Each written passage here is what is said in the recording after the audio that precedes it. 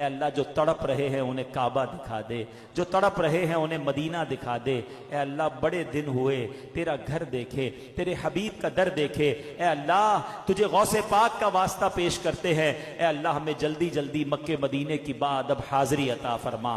اے شفا دینے والے ہمارے سارے مریضوں کو شفا عطا فرما، جو قرضوں کے بوجھ تلے دب گئے انہیں قرضوں سے خلاصی عطا فرما۔ اے اللہ روٹھوں کو منا دے، بچھڑوں کو ملا دے۔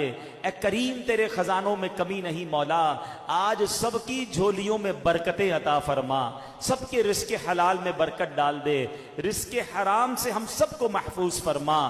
جن کے گھروں میں لڑائی جھگڑے ہیں امن و سکون عطا فرما، جن بچے بچیوں کے رشتوں میں رکاوٹیں ہیں اچھے اور نیک رشتے عطا فرما، جن کے رشتے ہو گئے اے اللہ ان کو گھروں میں خوشیاں عطا فرما۔ اے کریم مولا ہمیں حاسدوں کے حسد سے بچا لے، بد نظروں کی بد نظری سے بچا لے، شیطان کے شر سے بچا لے، جادو ٹونے آسیب سے بچا لے، زمینی آسمانی بلاؤں سے بچا لے۔ اے اللہ زلزلوں طوفانوں اور وائرسوں سے محفوظ فرما۔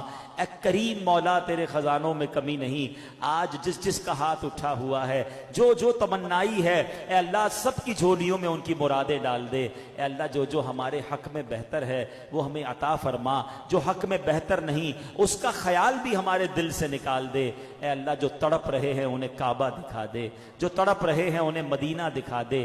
اے اللہ بڑے دن ہوئے تیرا گھر دیکھے، تیرے حبیب کا در دیکھے۔ اے اللہ تجھے غوث پاک کا واسطہ پیش کرتے ہیں، اے اللہ ہمیں جلدی جلدی مکے مدینے کی بعد اب حاضری عطا فرما۔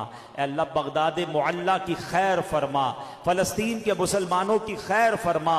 اے اللہ عالم اسلام کا بول بالا فرما، دشمنان اسلام کا منہ کالا فرما۔ اے اللہ ہمارے وطن کی بھی خیر فرما۔ یہاں مہنگائی نے اے اللہ بہت سارے لوگوں کو تنگ کر کے رکھ دیا ہے، بے روزگاری نے تباہ کر کے رکھ دیا ہے۔